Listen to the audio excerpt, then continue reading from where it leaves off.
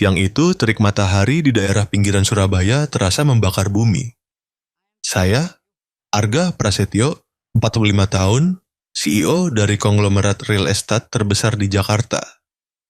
Duduk di balik kemudi mobil mewah saya, merasa kesal dan tenggorokan kering. Jalan tanah yang bergelombang dan penuh lubang di desa Kalimukti membuat roda mobil terperosok. Dan mesin tiba-tiba mati, diikuti kepulan asap putih yang mengepul dari kap mobil. Saya terbiasa dengan kesempurnaan, dengan kantor-kantor yang mengilap, dengan karyawan yang patuh pada perintah, bukan pemandangan kacau di tengah pedesaan yang penuh debu merah dan sawah kering yang retak ini. Namun hari itu, seolah-olah semuanya melawan saya. Ponsel kehilangan sinyal, sinyal GPS lenyap, dan harga diri seorang pria yang pernah mengendalikan ratusan karyawan menjadi tidak berguna di hadapan mesin yang mati total. Saya mengetuk pelan kemudi, menghela napas. Sialan. Di tengah kekesalan, saya mendengar langkah kaki ringan di belakang. Sebuah suara kecil serak karena panas dan debu terdengar. "Pak, butuh bantuan?" Saya menoleh. Di depan saya berdiri seorang anak laki-laki berusia sekitar 10 tahun. Kulitnya gelap terbakar matahari, bajunya robek di bahu, kakinya telanjang berlumuran lumpur. Dia membawa karung bekas berisi botol-botol plastik. Saya menatapnya, tidak bisa menyembunyikan tatapan curiga. "Kamu mau bantu saya? Ini bukan mobil mainan." Anak itu mendongak, matanya sama sekali tidak takut. "Ya, saya tahu. Tapi sepertinya mobil Bapak rusak di bagian koil pengapiannya." Saya tertawa. Seorang anak kecil yang mungkin bahkan belum bisa membaca, berani bicara soal koil pengapian? Sungguh lucu, kamu bicara begitu tidak takut salah? Saya sudah telepon teknisi ratusan kali, tapi masih tidak tahu di mana rusaknya. Saya tidak takut salah, karena saya dengar suara mesinnya, jadi saya tahu. Jawabnya, suaranya pelan namun mantap. Lalu dia menunjuk ke arah kap mobil, tempat asap masih mengepul sesekali. Saat Bapak menstarter mobil, ada bunyi tek kecil. Ayah saya mengajari bahwa ketika mobil mengeluarkan bunyi itu, biasanya karena kabel busi atau koilnya retak. Saya sedikit tertegun. Di tengah terik yang menyengat, wajah hitam legam anak itu tiba-tiba memancarkan kepercayaan diri yang aneh. Saya ragu sejenak, lalu membuka kap mobil, setengah ingin membuktikan, setengah karena penasaran. "Jika kamu yakin, coba lihat." Anak itu mengangguk, meletakkan karungnya, lalu menarik sehelai kain bekas dari sakunya untuk melilit tangannya. Jari-jari kecil dan kurusnya mulai merayap di antara detail mesin. Saya berdiri mengawasi, terkejut sekaligus tidak nyaman karena membiarkan seorang anak miskin menyentuh aset saya. Sesekali, dia mengernyitkan dahi, mengatupkan bibir, tampak sangat fokus. Saya menyadari bahwa tangan kecil itu sangat terampil, melepaskan kabel, memeriksa, lalu menggunakan sepotong pita karet bekas dari sakunya untuk melilit bagian yang retak. 10 menit berlalu, anak itu mendongak. "Sudah selesai, Bapak coba nyalakan lagi." Saya setengah percaya setengah ragu, duduk di kursi pengemudi memutar kunci. Suara brum terdengar nyaring. Mesin bekerja mulus seolah tidak pernah rusak. Saya sedikit terkejut, lalu keluar, melihat anak itu menyeka keringat dengan lengan yang penuh luka gores. "Kamu belajar di mana? Siapa yang mengajarimu?" Dia tersenyum, gigi putihnya menonjol di wajah yang tampak gosong. Ayah saya. Ayah saya montir di desa. Beliau mengajari saya sejak umur 5 tahun. Ayah bilang, mesin itu sama seperti manusia, ketika rusak pasti akan bersuara. Jika mau mendengarkan, maka kita akan tahu apa yang ia butuhkan. Saya terdiam. Ada sesuatu yang menusuk di dada saya. Kata-katanya sederhana tetapi menyentuh sesuatu dalam diri saya, kenangan akan masa lalu, ketika saya masih tahu cara mendengarkan orang lain, sebelum saya menjadi seseorang yang hanya terbiasa memberi perintah. Saya mengeluarkan dompet, mengambil beberapa lembar uang besar, memberikannya kepada anak itu. "Ambil ini upahmu." Mata anak itu terbelalak, gemetar saat menerima uang. "Banyak sekali, Pak." Ambil saja, kamu pantas mendapatkannya. Saya tersenyum, senyum tulus yang jarang terjadi. Kemudian, seperti kebiasaan, saya bertanya tanpa tujuan, "Di mana rumahmu?" "Di ujung desa." "Saya tinggal dengan ibu, ayah sudah meninggal. Ibu saya sakit-sakitan, tapi ibu selalu mengajarkan saya bahwa jangan mengeluh. Bersyukurlah, karena kita masih bisa membantu seseorang." Saya sedikit menundukkan kepala. Kata-kata itu membuat saya merasa malu. Saya, pria yang pernah dipuji sebagai simbol kesuksesan, tiba-tiba merasa kecil di hadapan anak itu. Saat dia hendak berbalik, saya baru menyadari detail yang membuat hati saya mencelos. Di leher anak itu tergantung sebuah kalung perak dengan liontin berbentuk bulan sabit, berkilauan di bawah sinar matahari sore. Saya tertegun. Bulan sabit itu, saya pernah melihatnya. Tidak, justru saya sendiri yang membuangnya ke sungai lebih dari 10 tahun yang lalu. Dalam kemarahan yang membabi buta. Itu adalah kenang-kenangan saya dan Mira, mantan istri saya. Dua kalung yang persis sama, dia bilang akan menyimpan satu, dan yang lainnya untuk anak kita nanti. Saya pikir saya salah lihat. Tapi tidak, cahaya perak samar itu masih berkilauan di kulitnya yang tampak gosong. Kalung itu kamu dapat dari mana?" Tanya saya, suara saya tercekat. Anak itu menyentuh liontinnya, tertawa polos. "Yang ini, Pak, dikasih ibu." Ibu bilang dia membuatnya sendiri sudah lama sekali. Angin panas berembus membawa aroma sisa asap mesin. Saya berdiri membisu, jantung berdebar kencang. Tidak mungkin. "Mira? Bagaimana bisa kebetulan seperti ini?" Saya mengikuti siluet anak itu yang semakin menjauh di jalan tanah merah, hati saya kacau. Ada sesuatu yang mendorong saya rasa takut, secercah harapan yang samar, dan juga penyesalan yang tak pernah reda. Mobil kini sudah menyala, tapi saya justru tidak ingin pergi. Di kepala saya terngiang kata-kata Mira sebelum dia meninggalkan saya. "Jika kamu tidak lagi tahu cara mendengarkan, maka kamu tidak akan pernah mendengar suara hatimu sendiri."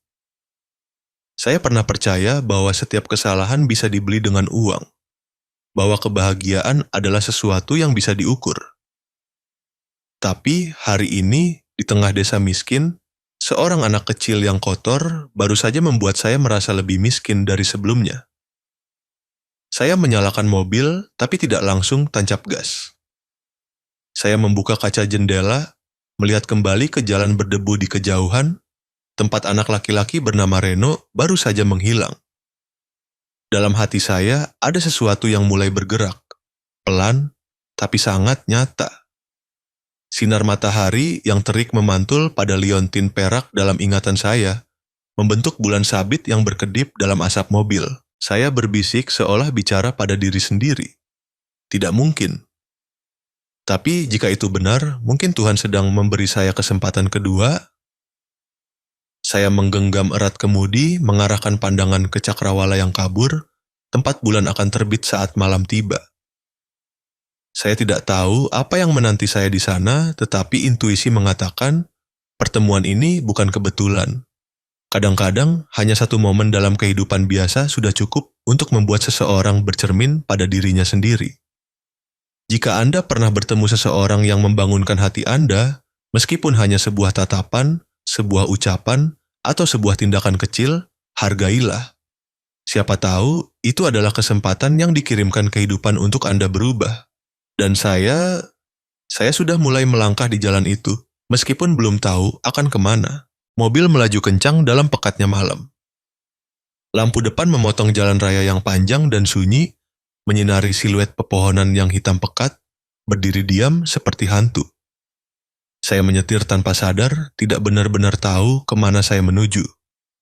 Saya hanya tahu bahwa di benak saya, wajah anak laki-laki dengan kalung bulan sabit itu terus muncul, tumpang tindih dengan citra seorang wanita yang saya pikir telah dihapus oleh waktu.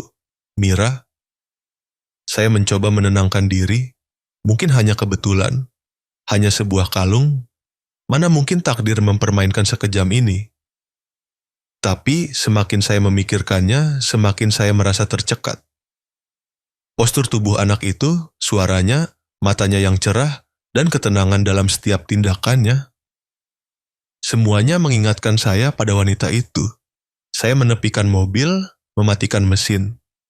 Dalam kegelapan, hanya ada suara jangkrik dan deru angin melewati pepohonan. Saya membuka laci kecil di samping kursi pengemudi, tangan saya gemetar saat menyentuh benda yang akrab. Selembar foto lama. Foto itu sudah pudar, pinggiran kertasnya menguning, tetapi senyum wanita di dalamnya masih bersinar terang seperti dulu. Mira. Wanita yang pernah menjadi seluruh dunia bagi saya. Saya tidak tahu mengapa foto itu masih ada di sini di mobil saya selama bertahun-tahun. Mungkin saya tidak pernah cukup berani untuk membuangnya, sama seperti saya tidak pernah cukup berani untuk menghadapi diri sendiri.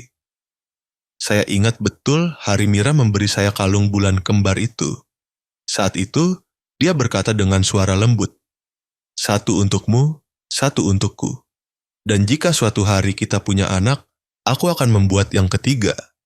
Lebih kecil, tapi dengan bentuk bulan yang sama ini. Karena aku ingin anak kita selalu tahu, kemanapun ia pergi, ada cahaya yang menerangi jalannya." Saya tertawa, tidak terlalu memikirkannya. Saat itu, saya masih muda, sombong, dan berpikir bahwa cinta dan kebahagiaan adalah sesuatu yang berada dalam kendali saya. Tapi kemudian semuanya berubah. Keluarga saya, orang-orang kaya dan berkuasa, mulai mempertanyakan setelah 5 tahun pernikahan kami belum dikaruniai anak. Mereka mengatakan Mira mandul, bahwa pria seperti saya tidak boleh membiarkan garis keturunan terputus. Kata-kata itu seperti pisau kecil yang mengiris sedikit demi sedikit harga diri saya. Saya tidak cukup kuat untuk melindunginya. Bahkan, saya mulai percaya bahwa kesalahan ada pada Mira. Saya ingat malam terakhir. Mira duduk di dekat jendela, angin meniup rambutnya yang panjang, matanya berkaca-kaca. "Arga," katanya, "bagaimana kalau kita periksa bersama? Siapa tahu masalahnya bukan pada saya." Saya mencibir. "Kamu pikir saya, Arga Prasetyo, yang punya masalah? Jangan konyol begitu, Mira. Seluruh keluarga ini menunggu cucu untuk melanjutkan keturunan dan kamu malah ingin menjelek-jelekan saya?" Saya masih ingat tatapannya saat itu. Bukan marah, melainkan kekecewaan.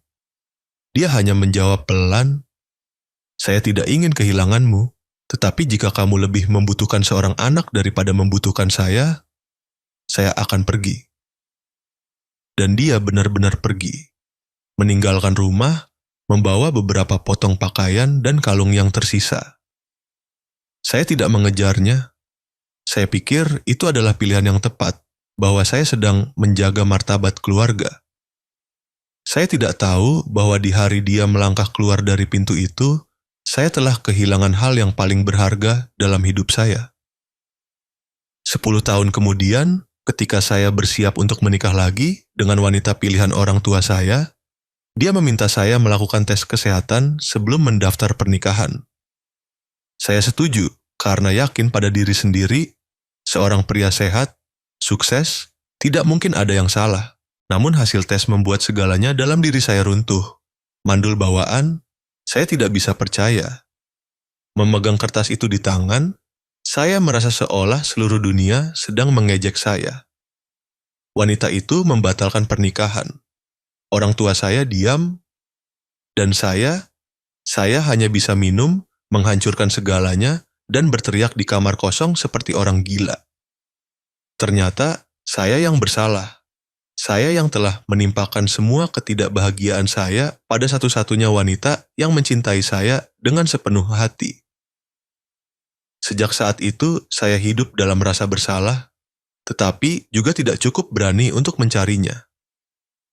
Saya takut melihat mata Mira, takut mendengarnya berkata bahwa saya sudah memaafkan, karena saya tahu saya tidak pantas mendapatkannya. Lalu malam ini setelah 12 tahun, saya kembali melihat kalung bulan itu, di leher seorang anak miskin. Saya memejamkan mata, menyandarkan kepala di kursi. Bayangan anak laki-laki bernama Reno kembali muncul. Mata yang cerah, cara dia memperbaiki mobil dengan tenang dan tegas, Senyumnya saat menyebut almarhum ayahnya. Saya merasa seolah melihat bayangan Mira di mata itu. Mungkinkah? Tidak. Saya berusaha menepisnya. Anak itu hanyalah anak biasa. Tapi hati saya tidak mau tenang. Sebuah bagian dari diri saya, bagian yang saya pikir telah mati, mulai berdenyut seolah ada yang memanggil dari dalam. Kembalilah. Lihat kembali tempat yang telah kau hilangkan. Saya menyalakan mobil, tetapi tidak pulang. Saya menyetir tanpa tujuan melalui jalan-jalan gelap, melewati setiap papan nama yang memudar di malam hari. Angin menerpa kaca, terasa dingin menusuk. Saya menyalakan radio, tetapi suara penyanyi itu juga membuat saya ingin mematikannya. Semuanya terlalu sunyi, sampai-sampai saya bisa mendengar detak jantung saya sendiri. Setiap detak yang berat, bercampur penyesalan dan kerinduan. Saya ingat Mira pernah berkata, "Jika suatu hari kamu merasa hidupmu hampa, lihatlah ke langit. Cahaya bulan ada untuk menerangi jalan bagi mereka yang tersesat." Dan sekarang, melalui jendela, saya melihat bulan yang nyata.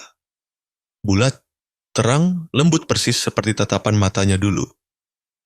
Saya tidak tahu apakah itu rencana Tuhan atau hanya permainan takdir, tapi saya tahu saya tidak bisa duduk diam lagi. Saya telah menghabiskan 12 tahun untuk lari dari masa lalu dan hanya butuh satu sore di desa Kalimukti, semuanya kembali membanjiri. Gambar Reno, bulan sabit, senyum Mira. Semuanya seperti kepingan yang hancur sedang mencari tempatnya semula. Saya menghela napas. Dalam hati muncul perasaan aneh, sakit sekaligus lega. Mungkin sudah saatnya saya melakukan hal yang paling benar yang pernah saya tolak dalam hidup. Saya menyalakan lampu sein, memutar balik mobil. Malam di jalan di depan seperti tirai tebal, menyembunyikan sesuatu yang belum saya ketahui. Tapi kali ini, saya tidak takut. Saya perlu mencari Mira. Saya harus tahu kebenarannya. Mobil melesat pergi, meninggalkan cahaya lampu kuning redup dari pompa bensin kecil tempat saya baru saja berhenti. Di luar, bulan mengintip di antara awan hitam, kadang tersembunyi, kadang terlihat seolah mengawasi saya. Saya melihatnya melalui kaca, tersenyum tipis, senyum seseorang yang baru saja menemukan jalan kembali. Jika bulan itu masih ada, saya berbisik, mungkin Tuhan belum menutup pintu pengampunan. Saya tidak tahu apakah saya pantas mendapatkan pengampunan itu, tetapi satu hal yang pasti, saya akan mencarinya. Bukan untuk diselamatkan, tetapi untuk mengembalikan cahaya kepada orang yang pernah saya sakiti. Saya menginjak gas menuju cakrawala yang berkabut, tempat saya meninggalkan masa lalu saya. Kadang-kadang hal yang paling kita takuti bukanlah kegelapan, melainkan cahaya. Karena hanya ketika cahaya menyinari, kita baru bisa melihat dengan jelas kesalahan-kesalahan kita sendiri. Dan saya sebentar lagi akan menghadapi cahaya itu, di mana seorang wanita pernah menunggu saya dalam keheningan. Saya tidak bisa tidur. Semalam, cahaya bulan terus menyelinap melalui jendela, menyinari meja kayu tempat saya meletakkan foto lama Mira. Setiap kali melihat mata itu, hati saya kembali tersayat. Saya bertanya pada diri sendiri, jika saat itu saya mau mendengarkan, mau percaya, mungkin sekarang saya tidak perlu hidup dalam penyiksaan batin seperti ini. Pagi ini saya memutuskan untuk kembali ke desa Kalimukti. Sebuah keputusan yang saya sendiri tidak tahu didorong oleh akal sehat atau hati. Saya hanya tahu saya harus bertemu Mira meskipun hanya sekali. Mobil baru saja tiba di awal desa, angin membawa aroma asap jerami dan tanah yang lembab. Aroma yang terasa asing, namun anehnya membuat saya merasa sangat dekat. Sopir menghentikan mobil di depan rumah kecil di ujung jalan tanah. Itu adalah rumah bambu tua, atapnya dari daun kelapa yang sudah lapuk, dindingnya miring seolah hanya butuh angin kencang untuk merobohkannya. Begitu saya turun dari mobil, saya melihat anak laki-laki bernama Reno, anak yang memperbaiki mobil saya kemarin. Dia sedang mengasah kunci pas yang berkarat, tangan kecilnya tapi kokoh. Melihat saya, Reno dengan gembira berlari mendekat. "Bapak kembali? Mobil Bapak rusak lagi?" Saya menggeleng. Tidak, saya datang untuk menemui ibumu. Senyum di wajah anak itu terhenti. Dia terdiam beberapa detik, lalu berkata pelan, "Ibu sedang sakit, tapi pasti ibu senang jika ada tamu. Silakan masuk, Pak." Dia menuntun saya melewati jalan setapak kecil, menyusuri deretan pohon pinang yang rendah. Suara angin yang berdesir melalui daun bambu terdengar seperti bisikan waktu. Di teras rumah, ada pot anggrek kecil yang layu. Tiba-tiba saya ingat, Mira juga sangat menyukai anggrek. Anak itu mendorong pintu. Bagian dalam rumah gelap dan hangat, samar-samar tercium aroma minyak angin dan obat herbal. Di tengah ruangan, di atas ranjang bambu, seorang wanita sedang berbaring. Rambut hitamnya keriting, wajahnya kurus, tetapi masih tersisa kelembutan yang pernah saya cintai. Saat mendekat, langkah saya tiba-tiba terhenti. Rasanya seolah 12 tahun terakhir hanyalah mimpi panjang. Saya membuka mulut, hendak memanggil namanya, tetapi tenggorokan saya tercekat. Mira perlahan membuka mata. Dalam sekejap, mata itu menatap saya, terkejut, bingung, lalu perlahan melunak, seolah dia sedang melihat sebagian dari kenangan lama yang kembali. Arga, suaranya lemah, tetapi cukup untuk membuat hati saya bergetar.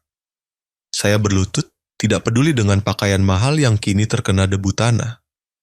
Semua lapisan kesombongan, harga diri seorang CEO tiba-tiba lenyap. Hanya tersisa seorang pria yang penuh dosa. Aku minta maaf, Mira. Aku salah. Aku sudah terlalu banyak melakukan kesalahan. Saya meraih tangannya, tangan yang kurus hingga hanya tersisa kulit dan tulang. Air mata panas mengalir jatuh di punggung tangannya. Dia meremas tangan saya perlahan, tersenyum lemah. "Kamu masih sama, masih tergesa-gesa, masih terlalu terbebani masa lalu. Arga, aku sudah memaafkanmu sejak lama." Saya menatap dalam matanya, ingin mengucapkan banyak hal, tetapi semua kata terasa canggung. Hanya air mata dan napas berat yang membuktikan penyesalan yang saya bawa selama 12 tahun. Reno berdiri di sudut ruangan, matanya terbelalak, bingung melihat pemandangan di depannya. Saya menyadari anak itu tidak sepenuhnya mengerti, tetapi mungkin dia merasakan sesuatu yang suci. Mira menoleh ke belakang, memanggil anaknya dengan lembut. "Kemari, Reno." Dia melangkah mendekat, duduk di samping ranjang. Wanita itu mengelus rambut anaknya, tatapannya lembut. "Nak, ini Pak Arga. Dia adalah mantan suami ibu." Saya merasa jantung saya seolah berhenti berdetak. Perkenalannya membuat segalanya di sekitar tenggelam dalam keheningan. Saya menatap anak itu, wajah itu, mata itu, ada sesuatu yang membuat saya sulit mengalihkan pandangan. Sebuah pertanyaan keluar dari mulut saya sebelum sempat saya pikirkan. "Reno, apakah dia anakku?" Mira menggeleng pelan.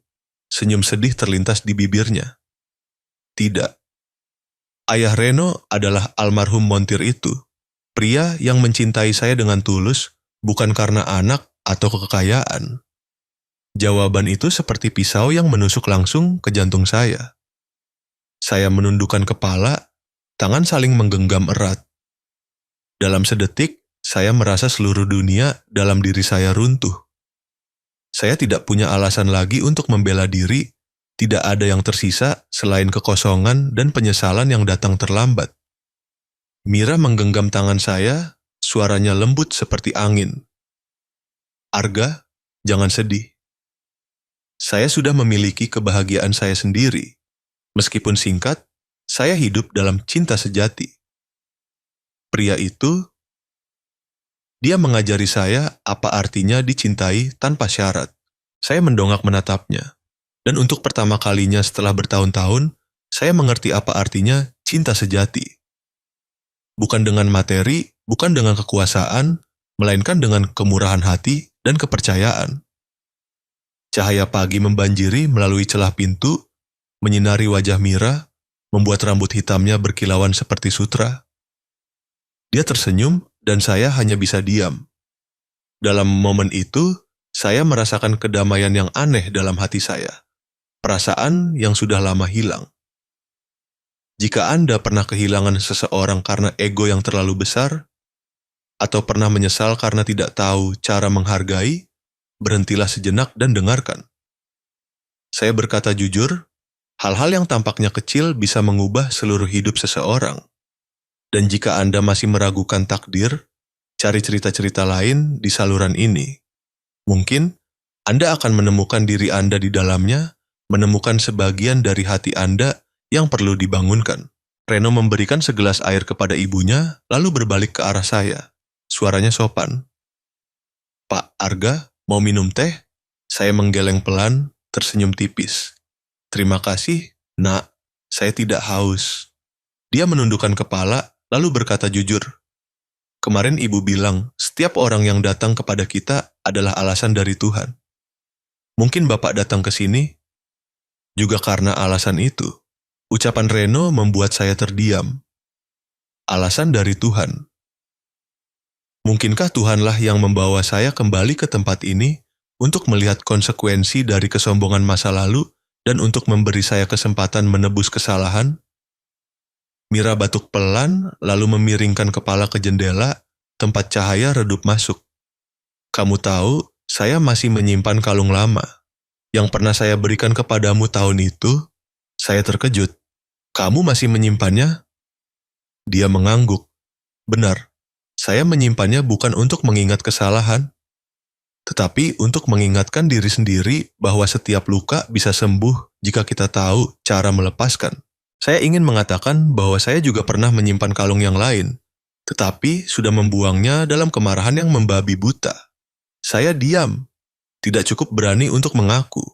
Angin berembus masuk, membawa aroma anggrek kering. Mira memejamkan mata, tersenyum lemah. Saya menggenggam tangannya, meremasnya erat, seolah takut jika dilepaskan, dia akan lenyap bersama angin. Anak laki-laki bernama Reno berdiri di samping, perlahan meletakkan tangannya di bahu saya. Pak Arga, jangan menangis. Ibu bilang, orang baik akan dimaafkan jika mereka tahu cara mengakui kesalahan. Saya menatapnya, melalui air mata yang mengabur, saya melihat matanya yang jernih. Mata seorang anak kecil, tetapi mengandung kedamaian yang saya cari seumur hidup. Saya tersenyum, lalu meletakkan tangan saya di bahu Reno, berkata pelan, kamu mengingatkanku pada pria yang seharusnya aku menjadi. Dia menatap saya dengan bingung, sementara Mira hanya tersenyum. Matanya penuh kepercayaan. Di luar, sinar matahari siang mulai menyinari atap rumah bambu, sinar menembus celah daun, menari-nari di tirai tua. Saya tahu ini bukanlah akhir. Ini hanyalah awal dari perjalanan yang lebih panjang, perjalanan seorang pria mencari penebusan dan mungkin mencari kembali kepercayaan dirinya yang hilang. Saat keluar dari rumah itu, saya mendengar suara angin berdesir melewati rumpun bambu. Aroma tanah, bau matahari, dan tawa ceria Reno tertinggal di belakang. Saya tahu jalan di depan saya tidak akan mudah, tetapi saya juga tahu, saya tidak lagi ingin berbalik. Mungkin sudah saatnya melakukan hal yang seharusnya saya lakukan sejak lama. Orang bilang ada kesalahan yang harus dibayar seumur hidup. Tapi kadang-kadang Tuhan begitu murah hati hingga memberi kita kesempatan kedua untuk memperbaiki, menebus, dan belajar kembali cara menjadi manusia. Saya membawa Mira dan putranya ke Jakarta setelah pagi itu. Dia sangat lemah hingga hanya menaiki tangga mobil saja membuat hati saya mencelos. Sepanjang perjalanan panjang, Mira tidak banyak bicara. Dia hanya duduk diam, melihat keluar jendela di mana ladang tebu perlahan mundur, digantikan oleh pemandangan kota yang ramai. Reno duduk di antara kami berdua, sesekali membungkuk untuk menggenggam tangan ibunya, lalu mendongak menatap saya dengan mata polos bercampur kekhawatiran. Ketika mobil berhenti di depan gerbang rumah sakit besar, Mira berbisik pelan. Arga, saya tidak butuh tempat semewah ini. Saya hanya ingin sedikit waktu damai bersama putra saya. Saya menatapnya, suara saya lembut tapi tegas. Saya tahu, tapi biarkan saya melakukan ini bukan karena kasihan tetapi karena saya berutang padamu. Terlalu banyak. Mira hanya tersenyum, tidak menjawab. Tapi di matanya saya melihat tidak ada lagi kebencian, hanya ada ketenangan seseorang yang telah belajar melepaskan. Perawatan berlangsung berminggu-minggu. Saya mengatur pekerjaan di perusahaan agar bisa berada di rumah sakit setiap hari. Untuk pertama kalinya dalam hidup, saya, seseorang yang hidup dengan jadwal ketat dan rapat yang menegangkan, merasakan waktu berjalan lambat secara aneh. Pagi-pagi menunggu dokter, makan siang sederhana di kantin, malam-malam saya duduk di koridor, mendengarkan Reno bercerita. Semuanya membuat saya merasa kecil. Anak itu sangat berbeda dari anak-anak lain yang pernah saya temui. Tidak mengeluh, tidak menuntut. Bahkan ketika lelah, dia selalu berkata kepada ibunya, "Bu, besok saya akan belajar lebih banyak tentang mesin. Ketika ibu sehat, saya akan bisa memperbaiki semua mobil di desa kita." Kata-kata itu membuat saya tercekat. Suatu hari ketika Mira sudah membaik, saya duduk di kamar, tangan saling menggenggam. Saya menatapnya, lalu berkata sangat pelan, "Mira, saya ingin meminta satu hal kepadamu." Dia mendongak, senyumnya lembut. "Apa itu, Arga?" "Izinkan saya merawat Reno. Saya akan menyekolahkannya, mengajarinya keahlian, agar dia memiliki masa depan yang lebih baik. Tapi, saya tidak ingin melakukan apapun yang membuatmu merasa terluka." Dia diam lama, lalu menjawab, "Jika kamu tulus ingin membantu, saya tidak akan melarang. Tapi kumohon, jangan pisahkan saya dari anak saya." Reno adalah satu-satunya alasan saya masih hidup sampai sekarang. Saya mengangguk, hati saya terasa lega. Saya janji, kalian berdua akan selalu bersama. Saya mengatur agar ibu dan anak itu tinggal di rumah kecil di belakang villa saya. Itu adalah rumah yang hampir tidak pernah saya kunjungi. Sebelumnya sebuah taman kecil, tenang, penuh cahaya. Mira menanam beberapa pot anggrek di teras, sementara Reno mengubah kamar lama menjadi bengkel dan tempat belajarnya sendiri. Saya sering berdiri dari kejauhan melihat pemandangan mereka berdua tertawa bersama. Dalam momen-momen itu, saya menyadari bahwa mungkin kebahagiaan sejati tidak terletak pada uang atau status, melainkan pada hal-hal sesederhana itu. Reno cepat beradaptasi dengan lingkungan sekolah baru. Saya mendaftarkannya di sekolah teknik, tempat anak-anak dengan minat mekanik bebas berkreasi. Dia belajar dengan sangat cepat. Hanya dalam beberapa bulan, Reno sudah bisa membongkar pasang bagian-bagian yang saya sendiri tidak tahu namanya. Namun, yang mengejutkan saya bukanlah bakatnya, melainkan sikapnya. Dia rendah hati, selalu berterima kasih bahkan kepada orang yang mengajarinya hal terkecil. Suatu kali saya bertanya, "Mengapa kamu selalu menundukkan kepala untuk berterima kasih, padahal orang itu hanya membantumu sedikit saja?" Dia tersenyum. "Karena ibu bilang, orang yang memberi setetes air pun sedang menyelamatkan kita dari kekeringan, Pak." Jawaban itu membuat saya terdiam. Di dalam hati saya ada sesuatu yang seolah meleleh. Waktu berlalu, Mira semakin sehat, kulitnya kembali merona. Setiap sore, saya sering melihatnya terduduk di teras, mengawasi Reno yang sedang sibuk dengan tumpukan suku cadang. Pemandangan itu membuat saya merasa seolah sedang melihat gambaran sebuah keluarga, sesuatu yang pernah saya miliki, lalu saya hancurkan sendiri. Suatu malam, setelah mereka tidur, saya berjalan-jalan di taman. Suara angin berembus melalui pepohonan, membawa aroma minyak mesin yang samar. Dari jendela bengkel kecil, cahaya lampu memancar kuning redup. Saya mendekat, melihat Reno sedang membungkuk fokus memperbaiki mobil antik yang sudah lama saya biarkan teronggok. Saya berdiri di luar mengamati. Anak itu dengan hati-hati membersihkan setiap detail, setiap roda gigi seolah menyentuh sesuatu yang berharga. Ketika menyadari kehadiran saya, dia mendongak, tersenyum lebar. "Pak, saya sedang berusaha membuat mobil Bapak bisa jalan lagi." Saya tertawa, setengah bercanda, setengah serius. Saya pikir sudah rusak tak bisa diperbaiki lagi. "Oh, tidak, Pak. Saya hanya butuh waktu. Mesin, kalau rusak ya diperbaiki." Dia membungkuk, mengambil papan kecil dari logam, menempelkannya di kap mobil. Di situ terukir tulisan dengan pena ukir listrik. "Mesin bisa diperbaiki, hati juga. Jika kita benar-benar mau." Saya tercengang, tulisan itu seperti sentuhan yang menembus ke dalam lubuk hati. Reno mendongak, matanya cerah dan jernih. Saya pikir mobil ini seperti Bapak. Sedikit tua, sedikit lelah, tapi jika ada yang mau merawatnya kembali, dia masih bisa berjalan dengan baik, kan Pak?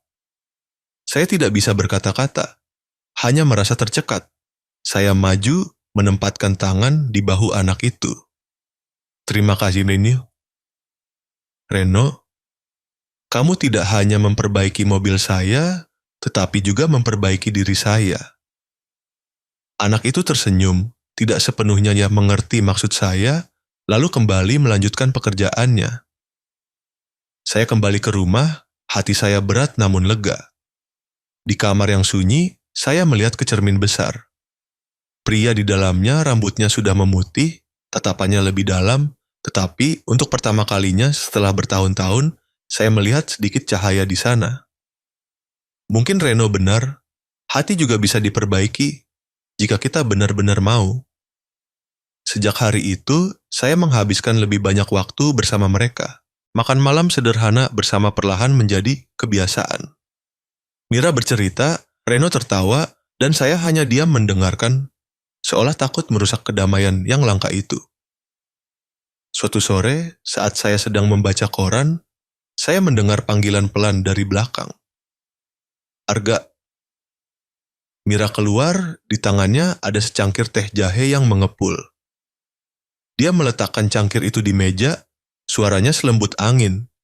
Saya tidak pernah berpikir, ada hari di mana kamu akan berubah seperti ini. Saya tersenyum tipis, saya juga tidak menyangka. Mungkin kita berdua butuh seorang anak untuk mengajari kita cara menjadi orang dewasa lagi. Dia menatap saya lama, lalu tersenyum. Senyum yang membuat seluruh ruangan terasa hangat. Ketika saya melihat ke halaman, Reno sedang membersihkan mobil yang pernah dia perbaiki. Sinar matahari senja menyinari wajahnya, berkilauan dan damai. Mira berjalan ke sisi saya, berkata pelan, "Sekarang saya bisa tenang, Arga." Saya menoleh menatapnya, tidak menjawab, karena saya tahu ucapan itu tidak hanya ditujukan untuk putranya, tetapi juga untuk diri saya sendiri. Pria yang tersesat selama setengah hidup, yang kini baru menemukan jalan kembali. Malam itu saya berdiri di samping jendela melihat ke taman. Cahaya bulan purnama menyinari tanah yang terang samar. Di bengkel, Reno masih sibuk dengan peralatannya. Saya bertanya pada diri sendiri, jika suatu hari anak itu tumbuh besar, apakah dia akan tahu bahwa dia sendirilah yang mengajari saya cara memaafkan dan juga cara untuk memulai kembali dari awal? 10 tahun telah berlalu sejak saya membawa Mira dan putranya ke Jakarta. 10 tahun, waktu yang cukup lama untuk mengubah seorang anak kecil miskin yang kotor menjadi seorang pria yang membuat saya sendiri harus menundukkan kepala. Pagi ini, saya berdiri di depan kaca besar kantor, melihat bayangan diri saya tercermin di sana, rambut yang sudah banyak memutih, kerutan yang semakin dalam di sudut mata. Di belakang saya berdiri seorang pemuda tinggi kurus, dengan tatapan yang teguh dan rendah hati, Reno. Dia baru saja lulus sebagai insinyur mekanik dengan predikat terbaik, salah satu mahasiswa terpintar di angkatannya. Dengan kemampuan dan ketekunan seperti itu, saya yakin Reno bisa melangkah sangat jauh. Saya telah menyiapkan segalanya. Beasiswa untuk studi di Jerman, tempat pabrik-pabrik manufaktur terkemuka di dunia berada. Bagi saya, itu bukan hanya hadiah, tetapi juga kebanggaan adalah cara saya ingin melihat Reno melanjutkan jalan yang pernah saya lewatkan. Saya berbalik, menatapnya, suara saya penuh keyakinan. Kamu sudah siap untuk perjalanan baru, kan? Tiket pesawat, dokumen, universitas, semuanya sudah diatur. Reno terdiam, matanya menatap saya, lembut tetapi ada sesuatu yang mendalam. Lalu dia tersenyum, senyum yang membuat saya punya firasat akan mendengar sesuatu yang hati saya belum siap untuk terima. Pak Arga, saya sangat berterima kasih kepada Bapak. Tanpa Bapak, saya dan Ibu tidak akan sampai hari ini. Tapi, ada satu hal yang ingin saya katakan. Saya coba mengernyit, memberi isyarat padanya untuk melanjutkan. Saya tidak jadi kuliah di luar negeri, Pak. Saya terhenti, mengira saya salah dengar. Apa katamu? Saya ingin pulang ke desa, ke Kalimukti. Saya terkejut. Di kepala saya, Setiap rencana, setiap impian yang saya gambarkan untuknya seolah baru saja lenyap. Reno, kamu bercanda? Di Jerman, kamu bisa mengembangkan masa depan. Di sana, mereka butuh bakat sepertimu. Di sana, kamu bisa menjadi insinyur terkemuka. Dia menatap lurus ke mata saya, suaranya tenang. Tapi di desa, Pak, mereka butuh hati lebih dari sekadar bakat. Di sana, ada anak-anak seperti saya dulu. Tidak ada yang mengajari, tidak ada yang percaya bahwa mereka bisa melakukan apapun. Saya ingin membuka bengkel gratis untuk mereka belajar keterampilan. Saya diam. Di kepala saya terngiang suara Mira bertahun-tahun lalu. Jangan biarkan kesuksesan membuatmu lupa pada dirimu yang sebenarnya. Reno menundukkan kepala, melanjutkan, suaranya pelan tapi tegas. Saya tidak lupa kata-kata ibu. Ibu pernah berkata, orang yang tahu cara memberi adalah orang yang sudah lebih kaya dari segalanya. Saya ingin melakukan itu, Pak. Ada banyak anak yatim piatu lebih dari saya, mereka pantas mendapatkan kesempatan. Saya tidak perlu pergi jauh, saya hanya ingin tinggal, agar cahaya yang Bapak dan Ibu berikan kepada saya bisa menyebar sedikit lebih luas. Mendengarnya, hati saya seolah mencelos. Dalam momen itu, saya menyadari, Reno tidak perlu belajar cara menjadi orang sukses. Dia sudah menjadi orang yang baik hati, sesuatu yang butuh waktu hampir setengah hidup saya untuk menemukannya kembali. Saya melangkah mendekat, menempatkan tangan di bahunya, suara saya bergetar. Kamu tahu, saya pernah berpikir kebahagiaan adalah ketika orang lain melakukan apa yang saya inginkan. Tapi hari ini saya mengerti, kadang-kadang kebahagiaan adalah ketika kita melihat orang yang kita cintai berani melangkah di jalannya sendiri meskipun berbeda dengan kita. Reno tersenyum. Matanya memancarkan cahaya yang hanya saya temukan pada orang-orang yang benar-benar bebas. Beberapa bulan kemudian saya tiba di Kalimukti. Pemandangan desa lama tidak banyak berubah. Masih ada jalan tanah merah, rumah-rumah beratap daun, dan riuh suara anak-anak di dekat sawah. Tapi ada satu hal yang berbeda. Di tengah desa kini berdiri sebuah bengkel kecil. Di papan kayu yang tergantung di depan pintu, tulisan terukir jelas, bengkel harapan untuk mereka yang pernah kehilangan. Saya berdiri terdiam melihat papan itu. Kata harapan bersinar di bawah sinar matahari sore. Di dalamnya, Reno sedang mengajari sekelompok remaja cara membongkar mesin.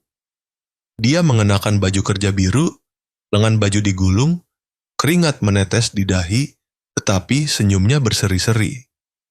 Anak-anak itu, ada yang yatim piatu, ada yang miskin, semua menatap Reno dengan kekaguman. Dan Reno sabar, lembut, persis tipe guru yang diimpikan setiap anak. Saya tidak langsung masuk. Saya hanya berdiri di luar, bersandar di dinding, mengamati. Sebagian dari diri saya seolah kembali ke hari pertama bertemu dengannya. Anak laki-laki kurus, mata cerah, tangan kecil yang menghidupkan kembali mobil saya. Kini, dia kembali membantu mobil lain dan juga manusia lain untuk hidup kembali. Tiba-tiba, Reno melihat saya. Dia keluar, tersenyum cerah. Pak Arga, saya tahu Bapak akan datang. Saya melihat sekeliling, lalu bertanya, semua anak ini, kamu yang mengajari? Ya Pak, setiap anak punya ceritanya sendiri. Ada yang kehilangan orang tua karena kecelakaan, ada yang pernah salah jalan. Saya tuh hanya berpikir, jika saya pernah diselamatkan oleh Bapak dan Ibu, maka sekarang giliran saya yang menyelamatkan orang lain. Dia bicara dengan santai, selembut angin, tetapi saya merasa tenggorokan saya tercekat. Saya melihat papan itu lagi, bulan sabit awal bulan baru saja muncul tercermin di permukaan kayu. Papan itu, nama itu, harapan, seolah merangkum semua yang pernah diimpikan Mira. Saya berkata pelan, hampir berbisik, Reno, kamu mengingatkanku pada ibumu. Kalian berdua memiliki sesuatu yang pernah saya hilangkan, kepercayaan pada manusia. Dia tersenyum, ibu bilang, kepercayaan itu seperti mesin, Pak. Kalau tidak di starter, dia akan berkarat selamanya. Saya tertawa, Tetapi di hati saya terasa pedih di sudut mata. Saya berbalik, takut dia melihat air mata saya. Malam harinya, desa Kalimukti tenggelam dalam kedamaian. Saya duduk di kursi kayu di depan bengkel, menatap langit tempat cahaya bulan bersinar. Tawa anak-anak masih bergema di suatu tempat, berbaur dengan suara serangga. Saya ingat, hari ketika Mira berbaring di rumah bambu, tersenyum lemah, berkata, "Arga, jika kamu benar-benar menyesal, maka lakukanlah sesuatu yang lebih baik untuk dunia ini." Sekarang, saya mengerti. Saya tidak perlu melakukan sesuatu yang hebat. Cukup dengan membiarkan Reno melanjutkan jalan itu sudah cukup. Saya mengeluarkan kalung perak tua dari saku. Satu-satunya benda yang tersisa dari masa lalu. Cahaya bulan memantul pada bulan sabit kecil itu. Saya memainkannya di tangan, berkata pelan, "Mira, kamu lihat, anak yang kamu didik telah melakukan hal yang tidak pernah saya pikirkan. Dia tidak hanya memperbaiki mobil, tetapi juga memperbaiki hati manusia." Angin sejuk berembus, membuat papan bengkel harapan bergoyang pelan. Cahaya bulan menyinari terang lembut pada tulisan itu. Saya berdiri melihat ke dalam bengkel tempat Reno masih tertawa bersama anak-anak. Setetes air mata jatuh pelan, tetapi bukan lagi kesedihan, melainkan ketenangan. Sekarang aku mengerti. Saya berbisik. Cinta sejati tidak diturunkan melalui darah, tetapi melalui tindakan. Saya kembali ke kota, hati saya ringan seolah baru saja melepaskan beban. Di jalan yang disinari cahaya bulan, saya tahu perjalanan saya belum berakhir. Kalung di tangan saya masih berkilauan, sebagai pengingat bahwa masih ada satu hal lagi yang harus saya lakukan. Sebuah janji yang belum terpenuhi. Orang sering berkata, ketika usia menua, manusia mulai melihat kehidupan dengan cahaya kenangan. Mungkin itu benar bagi saya. Di usia ini, saya tidak lagi peduli dengan angka-angka di papan pendapatan atau pujian dari publik. Saya hanya ingin menjalani sisa hidup dalam kedamaian sesuatu yang butuh setengah hidup saya untuk memahami nilainya. Apartemen tempat saya tinggal kini berada di lantai atas sebuah gedung tua di Jakarta. Tidak mewah, tidak ada pelayan, hanya ada suara jam berdetak teratur dan cahaya bulan setiap malam menyinari jendela. Kadang-kadang saya masih bertanya pada diri sendiri jika bertahun-tahun lalu saya memilih mendengarkan daripada memaksakan kehendak, apakah hidup saya akan berbeda? Tapi kemudian saya tersenyum lagi. Karena tanpa kesalahan-kesalahan itu, saya tidak akan pernah tahu rasanya dimaafkan. Malam ini, Jakarta terasa sangat sunyi. Bulan purnama menggantung tinggi, terang lembut dan penuh. Saya menyeduh secangkir teh jahe, duduk bersandar di pagar, menatap kota.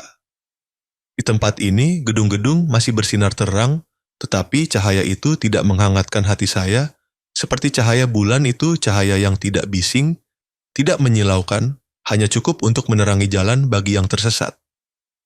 Suara ketukan pintu terdengar. Saya perlahan berdiri membuka pintu. Di depan saya berdiri seorang pemuda dengan tubuh yang kokoh, wajah yang matang dan senyum yang membuat saya merasa akrab sekaligus terharu. "Reno." Dia tersenyum. "Saya mengganggu Bapak." "Ya?" Saya menggeleng, suara saya hangat. "Mengganggu? Kamu adalah orang yang paling saya harapkan untuk ditemui. Masuklah, sudah lama kita tidak bicara."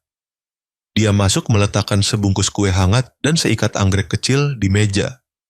"Saya beli dalam perjalanan ke sini. Ibu suka anggrek, Bapak ingat?" Saya mengangguk, tenggorokan saya tercekat. Dia masih selalu ingat setiap detail kecil seperti itu. Kami duduk bersama di teras atap, di bawah langit malam yang terbuka lebar.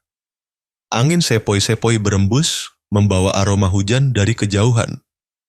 Dari sini, kita bisa melihat seluruh pemandangan Jakarta, lampu-lampu kecil berkelip seperti ribuan bintang yang jatuh ke tanah. Reno terdiam sejenak lalu berkata, suaranya dalam dan perlahan, "Bapak lihat bulan itu? Ibu pernah bilang bulan tidak pernah menolak kegelapan malam, ia justru membuat kegelapan menjadi lebih indah." Saya mendongak. Memang benar, cahaya bulan begitu terang hingga kegelapan di sekitarnya pun menjadi lembut. Ucapan anak itu membuat saya sedikit bergidik. Dalam hidup, Saya pernah takut kegelapan, pernah menghindari kenangan, pernah mencoba menutupi semua kesalahan dengan bungkus kesuksesan. Tapi kini, saya mengerti bahwa tanpa kegelapan, bagaimana cahaya bisa dihargai? Saya menoleh ke Reno. Cahaya bulan memantul di wajahnya, membuat matanya jernih seperti air. Ibumu memang selalu benar, kata saya pelan, hanya orang yang tahu cara melewati kegelapan yang mengerti nilai cahaya. Dia tersenyum, Bapak juga sudah melewatinya. Kan? Saya diam, tidak perlu menjawab, karena dia sudah tahu.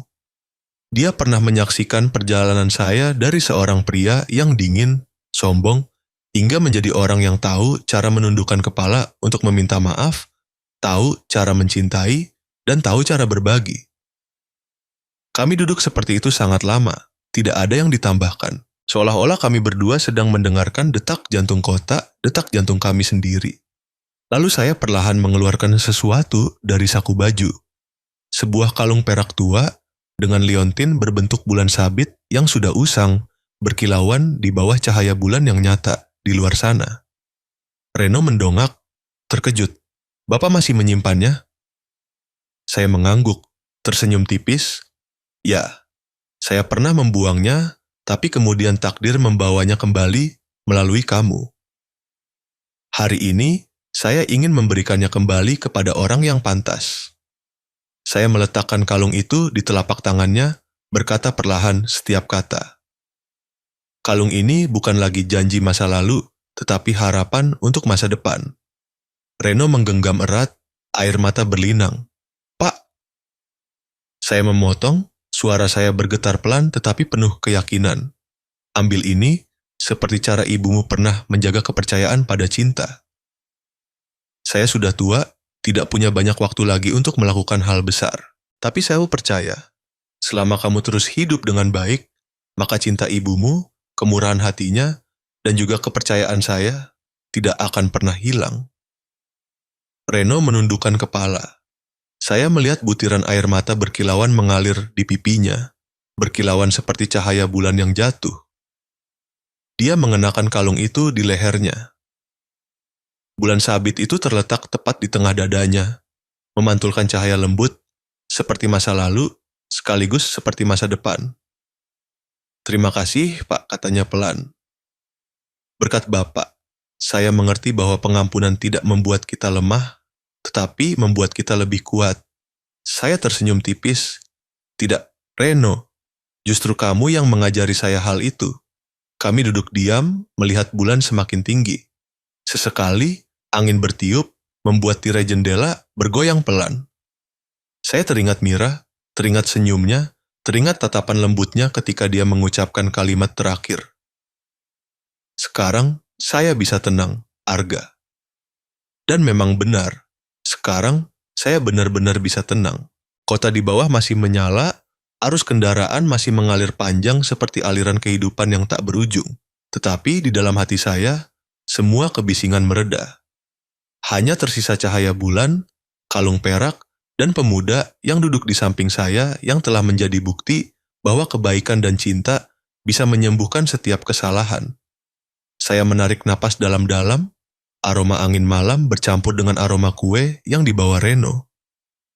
Semuanya begitu sederhana hingga tiba-tiba saya merasa seolah hidup kembali di masa muda, hanya saja kali ini saya tidak lagi ingin membuktikan apapun. Reno menoleh menatap saya, senyumnya lembut. Pak Arga, apakah Bapak pernah berpikir semua sudah diatur dari awal? Bahwa jika hari itu Bapak tidak menyetir ke jalan desa itu, mungkin saya dan Bapak tidak akan pernah bertemu? Saya tertawa, tatapan saya menerawang. Saya pikir takdir bukanlah sesuatu yang harus kita takuti, tetapi kesempatan bagi kita untuk mengerti bahwa hidup selalu punya alasannya sendiri. Jika kamu ingin tahu lebih jelas, cari cerita-cerita lain yang pernah saya sampaikan, kamu akan melihat. Kadang-kadang belokan yang tampak tidak berarti justru adalah hal terindah yang diberikan kehidupan. Dia tersenyum tipis, tatapannya seolah mengerti. Saya melihat bayangan Mira di sana, cahaya ketabahan dan kepercayaan. Ketika jam menunjukkan tengah malam, Reno berdiri bersiap untuk pulang. Saya mengantarnya ke pintu, Melihat siluetnya menuruni tangga, hati saya dipenuhi kebanggaan bercampur kedamaian. Sebelum pergi, dia berbalik melambaikan tangan. "Bapak istirahat lebih awal ya. Besok bulan akan menjadi bulan baru, sangat indah." Saya mengangguk, tersenyum. Ketika dia menghilang, saya kembali ke balkon. Bulan masih di sana, bersinar lembut seperti bertahun-tahun lalu, hanya saya yang sudah berbeda. Saya berbisik pelan. Mungkin Tuhan tidak memberi kita kesempatan untuk mengulang masa lalu, tetapi memberi kita kesempatan menebus kesalahan dengan cinta. Angin bertiup, membuat suara lonceng angin berdentang pelan. Di suatu tempat di kota, mungkin Mira sedang tersenyum, dan saya tahu saya telah dimaafkan. Saya menutup jendela, menatap bulan sekali lagi. Kalung bulan sabit, simbol kesalahan dan perpisahan bertahun-tahun lalu, kini telah menjadi cahaya pengampunan dan harapan. Dan saya percaya, selama cahaya itu masih menyinari, maka kebaikan dalam diri setiap manusia tidak akan pernah padam.